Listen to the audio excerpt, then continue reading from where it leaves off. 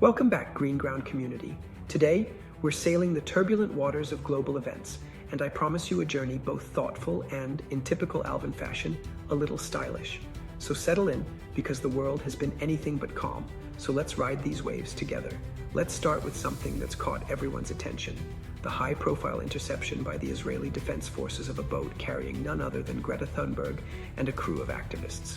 Now, if you followed the news even just a little, you know Greta is a name that hardly ever stays out of the spotlight for long. This time, she stepped into the eye of one of the world's most persistent storms, the conflict and humanitarian crisis in Gaza. The boat, packed with humanitarian supplies, baby formula, food, medical necessities, was attempting to break the naval blockade and deliver aid to Gaza. Israel, though, made it quite clear that this boat would not reach its destination. They described their actions as ensuring the ship was brought safely to Israeli shores, and that any aid on board would eventually make its way to Gaza, but through approved channels. The activists, meanwhile, have labeled the boarding as a kidnapping and condemned the confiscation of their cargo. There's symbolism here, isn't there? The effort to bring attention to Gaza's plight, the determination of these activists, and the iron grip of long-standing blockades. It's a reminder of how complex and emotionally charged the situation remains, and how much power, on all sides, is tied up in these acts of both protest and control. Whatever your stance, it's hard not to see this as a snapshot of our times, where every humanitarian gesture is also a political statement, and every blockade is both a defense and a point of contention. Now, while we're talking about contention, let's turn to Ukraine, where the situation has once again escalated. Kharkiv, Ukraine's second largest city, found itself under a heavy drone and missile attack from Russia. Lives were lost, people were injured, and the city's resilience is being tested daily. There's a grimness to this news, a reminder that despite international attention and ongoing diplomatic efforts, the war grinds on. Recently, the conflict was compared by a certain former US president to children fighting, a remark that landed with a thud in many circles given the scale of suffering and the stakes involved. The reality, though, is anything but childish. Towns are destroyed, families are shattered, and the world watches, often feeling powerless. There's a tragic inevitability to these headlines, but also a call to remember the human stories behind them. For every statistic, there are people, parents, children, friends, neighbors, whose lives are forever changed.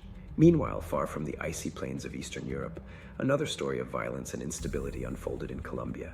Miguel Uribe, a conservative presidential candidate, was critically injured in an assassination attempt. This is the kind of news that hits hard because it undermines the very foundation of democracy, the right to stand for office without fear of violence. Colombia has seen its share of political instability, but every new incident like this raises fresh questions about safety, transparency, and the kind of future the country wants. It's a stark reminder that political struggles are not always just about ideas. Sometimes they are literal battles for survival. For those who care about democracy and peace, stories like this resonate far beyond Colombia's borders. Let's switch gears to something a bit less harrowing, but no less important for the people it affects. The UK government has reversed a policy that would have limited home heating subsidies for retirees. Now, if you've ever experienced a British winter, you know how brutal it can be, especially if you're older or vulnerable. The original policy drew widespread criticism, with many arguing that it would leave pensioners shivering in their own homes. Thankfully, public outcry worked, and the government listened. It's a small victory, perhaps, in the grand scheme of things, but it's also a reminder that sometimes collective voices can make a difference. For the elderly in the UK, this change means warmth, comfort, and a bit more dignity when they need it most. It's the kind of story that quietly restores a little faith in the system, even if just for a moment. Now, let's hop over to Japan, where the Osaka Expo 2025 is in full swing. Or, at least it was until a problem popped up with the water shows. Organizers had to suspend these popular attractions after tests revealed bacterial contamination. It's a sensible, if disappointing, decision. Nothing ruins an event like a health scare. But it's also a reminder of how crucial health and safety standards are, especially in the age of global pandemics. The Expo teams are working hard to resolve the issue, and visitors are being kept safe in the meantime. Sometimes the best events are the ones that know when to pause, take stock, and reassess. Here's hoping the water shows return soon, with all the safety protocols in place. And finally, let's talk about Iran's involvement in ongoing hostage negotiations in Gaza. This isn't just a footnote, it's a sign of how layered, how intricate the web of diplomacy really is.